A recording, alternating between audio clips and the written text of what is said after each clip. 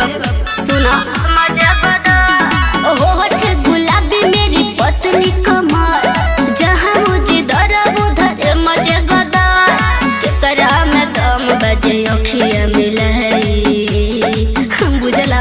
अरे तला ही सुना रख देलू। अच्छा रख देलू नवहन के तू पगलाई।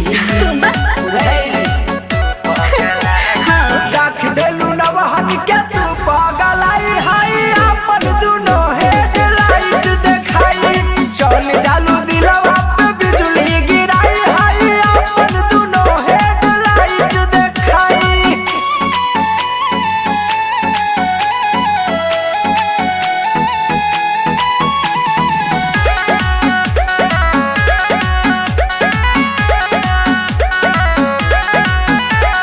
देखिए एटीट्यूड लोग हुए कन्फ्यूज मेरी, देखिए मस्त जवानी।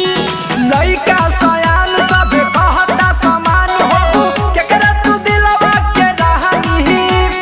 चली डगर जब कमर हिलाई काओ रख देलू। हाँ रख देलू नवहन के तू पगलाई।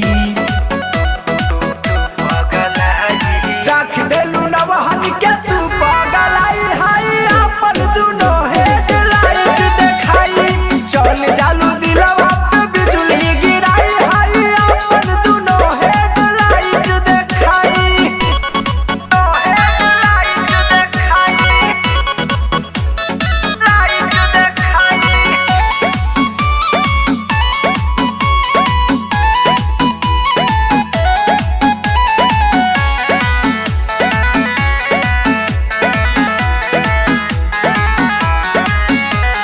अपने ही ब्यूटी पे रख मुझे ड्यूटी पे, कहते है छोरे छी छोरे।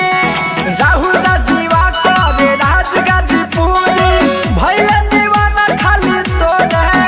सोनू अखिलेश लिहनी मोदिला वाला गाई सुनला। रख देलू। हाँ रख देलू नवहन के